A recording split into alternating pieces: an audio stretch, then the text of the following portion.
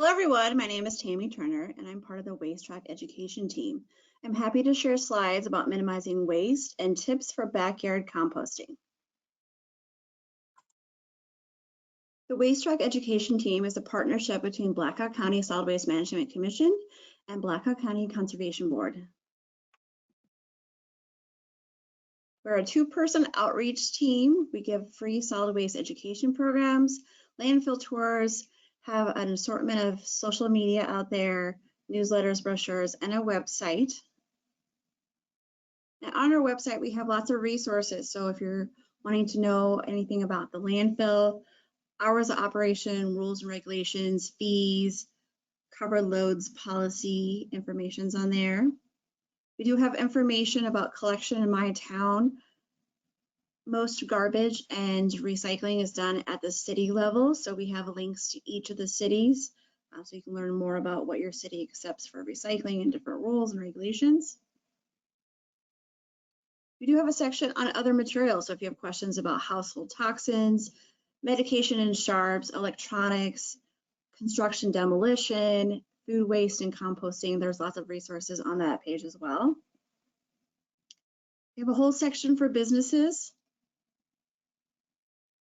And our Waste Trac education team has a whole education page. So we have a listing of all the programs we do starting at age 4 up through seniors. We list our volunteer opportunities, information about event recycling, which you may have seen at Live to 9 or Iowa Irish Fest, how to green your school, and lots of resources for youth leaders and teachers. So our Waste Trac website is wastetrac.org, and we do have a frequently asked questions page that is very helpful for people. So you can kind of just plunk in there, what do I do with, and then whatever you're looking for, and it's kind of a helpful resource. So our Blackhawk County sanitary landfill takes about 177,000 tons of garbage per year. So as a solid waste agency, we want to look at this waste hierarchy and say we want to start at the top, and we want to look at the things that are going to make the biggest or highest impact, and that's going to be avoiding waste in the first place, reducing waste, and then reuse, recycle, next recover, and very last, sending all those materials to the landfill. And that would be our least preferred, and that has the least impact as well. So as far as reuse goes, we really encourage people to think about having garage sales, giving items to a charity if they are still usable. Even building materials can be donated to Habitat for Humanity to their restore. And there's lots of different things online, such as like Facebook Marketplace, freecycle.org. So there's a variety of different things that can help you reuse materials.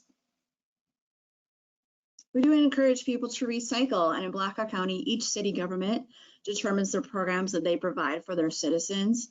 As a whole, just kind of a generality, paper items should be clean and dry, and your containers, such as your steel cans, your glass, your plastics, should be rinsed clean. And be sure you check with your city about what they will and will not accept in their recycling bins, because it is customized to each city and it may kind of vary if you live in one community and you move to another one. In Cedar Falls, they have a recycling center on State Street, just one block off of Main Street. And they also have recycling stations spread out through the community. In Waterloo, they have 2 programs as well, but theirs is a voluntary curbside program. And then there's also 4 recycling stations that are spread out through the community. And one of the projects that we work with each city is a hazardous materials drop-off event. And usually at this time we would have a date for you, but our location and date is to be determined. Usually in the spring we will host that with the city of Waterloo. So check back on our Waste Trac on our spring drop-off page as it gets a little bit closer, and then we'll be able to announce where and when that is going to take place for people to bring their household hazardous materials from Blackhawk County. So the rest of the program, we wanted to kind of concentrate on backyard composting. And it ties into garbage.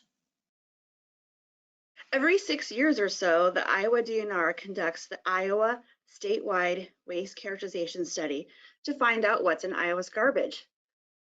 If you look at the chart, you can kind of see from 2005 until 2017, paper, which includes cardboard in their study, has kind of trended down from 33% down to 25.5, but plastic has trended up, and our food waste has trended up from 10.6 to 20.0. So if we add up our paper waste at 25.5% and our food waste at 20%, composting can address nearly 46% of the waste stream in Iowa. So that's why we really want to encourage families to start doing backyard composting if they're able to do that. So food waste, in 1 year, an average American household disposes of 290 pounds of food. Some of it goes to waste, some of it gets expired in the refrigerator. There are lots of great reasons to compost. We have a few here on the slide. Composting, it improves plant growth. It reduces erosion. It allows the soil to retain more of the water. It enhances fertility. It reduces waste that's landfilled or burned. It benefits soil structure. It allows soil to retain more nutrients. It stores carbon in the soil to protect the climate. It builds community resilience and power. It's something everyone can do. Plus, composting saves money, so your homemade compost is free. You don't have to buy it at the garden center anymore. And the compost is a chemical-free fertilizer for your yard or garden. So compost is a recipe. So compost has ingredients. So microorganisms break down the organic matter through aerobic respiration. Oxygen is obtained through churning of the pile. Water is required by the microorganisms to live and multiply. And temperatures within the piles can reach 100 to 150 degrees. A lot of people think that composting is very, very complicated, but really there's just 3 keys to a happy compost pile. So you need a balance of nitrogen and carbon, enough water, and intern it. There's lots of different composting systems out there. So you can spend $10, you can spend hundreds of dollars, you can be real simple with a snow fence or woven wire bin. You could use old cinder blocks to kind of contain your pile. You could invest in some wood and make a multi-bin system. There's lots of one-bin systems out there, or a lot of gardeners like the tumblers. So a couple different options there. So you can also just kind of pile it up so you can kind of clear a spot and make sure you keep it moist enough, and it'll turn to compost. Most people like it to look a little bit neater, so a lot of people like the 3-bin system. So you'll have one bin that is your storage pile. Your second bin is where you're working it, so it's partially decomposed. And then the third bin, it has turned to compost and it is ready to use. For yards that are maybe a little bit smaller, a composting bin might be the way to go. So there's lots of commercial ones out there, or ones that you can even make yourself. And then for people who want fast compost, a lot of gardeners are really happy with tumblers. I would say you need to have a water source close by, and then you'll want to add water because it's not on the ground. So tumblers is a great way to get a batch of compost really fast. So location, location, location. So you don't want to have full sun or full shade. You kind of want it part sun, part shade. I'm going to place it on a regular route near your garage or near your garden. It's in the back 40, forget about it, you're not going to use it. The bins need to be on the ground. If you place them on hard surfaces or concrete or like your patio, they will tend to puddle and create an odor. So in the corner of the garden or in a flower bed is an ideal place. You want to stay away from large trees and neighbors. The large trees is because the trees can sometimes steal the nutrients from the compost. And then when you go to spread the compost on the garden, the trees have already taken all that good stuff. And then please be conscious of where you're putting your compost bin, if it's near your privacy fence or near a border with your neighbor. Just kind of be conscious of that. You don't want to place it right where they have like a patio. So we want to be neighborly in where we place our compost bins. And we want to make sure we give it enough air circulation around the bin. You don't want to pin it in. As far as what to compost, there's a lot of things from the yard and the kitchen that can go in your compost pile. So the things that are going to give greens or nitrogen to your pile are going to be things on the left there in green. So it's going to be like your fruit and vegetable scraps, your grass clippings, your coffee grounds, and those things need to be dealt with right away. You can't really stockpile those things. They kind of need to go in the bin right away. And then you need to balance it with brown. So maybe 2/3 of what you put in your bin really need to be things that are high in carbon.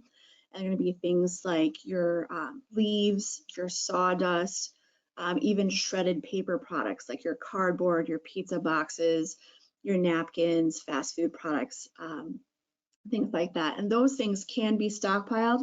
So your leaves or your paper products you can shred or just put in a bag, store them in the garage, and then put them into your bin as needed. So I always tell people to think of a 5-gallon bucket. 1/3 needs to be greens, 2/3 needs to be browns. So if you're doing a lot of cooking or go to the farmer's market a lot and you have lots and lots of fruit and veggie peels, you do need to make sure that you are balancing that with enough like sawdust or leaves or paper products. Some items to avoid, some because they'll change the pH, some because they're going to give you an odor, some will attract rodents to your yard. So you'll want to keep meat and bones, dairy products out of there. You need to be careful with some of like the ashes and barbecue charcoal. You don't want to put glossy paper like your magazines in there because there's a coating on it and it's harder for them to break down. You want to be careful with diseased plants, weeds that have gone to seed, and also walnut leaves and nuts. You'll want to not put those in your compost, but your wood ashes can be added in small quantities. Another secret to a good compost pile is to turn your pile every 7 to 10 days. So they have different compost aerators. They've got turn diggers. You can also just use a regular old pitchfork, or some people, if they don't even have that, you can just take a broom handle, and if you poke holes, new holes each week, that'll be good enough too. Don't forget to hydrate. The compost should feel like a wrung out sponge. You can either add water from the hose, or if you have a rain barrel, you can add that water to your compost bin. So you can compost your way. There's many different ways out there. Sometimes some get to be a little more complicated, but I like to keep it very simple. So I do a lazy person's compost, where basically I'm just putting stuff into my compost as I'm generating it in my kitchen, in my yard. I want to make sure I keep it moist enough. And I'm going to need to be patient because it's probably going to take like a year or a little bit longer, but usually every April or every May, I am able to compost or gather some compost from my compost bin and use that in my garden. So if people want to have fast compost, they can create a pile all at once, make sure that they're adding enough water, turning the pile every week. And as quickly as 4 weeks, you can have finished compost, but this is going to be like a large pile that maybe like a garden center can create. The average backyard probably wouldn't have that big of a pile to be able to make fast compost. Screening is not necessary, but I find it's really fun. And also I have a 1-bin system. So a lot of times in the springtime, there'll be banana peels or apple cores at the top of my pile, and they're obviously not composted down yet. They haven't broken down. So I will take the top part of it off. I'll take the bottom half or the bottom 2/3 of my pile. And then if you run it through a grate, the finished compost will fall through your screen, and you're going to have beautiful compost to put in the garden or to share.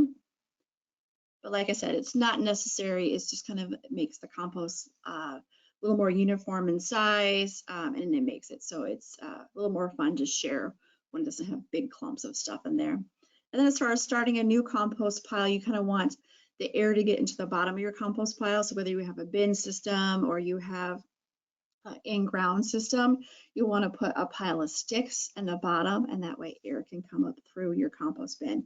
And then sometimes you want to add whatever compost or your materials that weren't quite ready. So kind of put some of those banana peels or apple cores that were just in there, maybe just like a month, and then put those in there, and then you can start your new compost pile.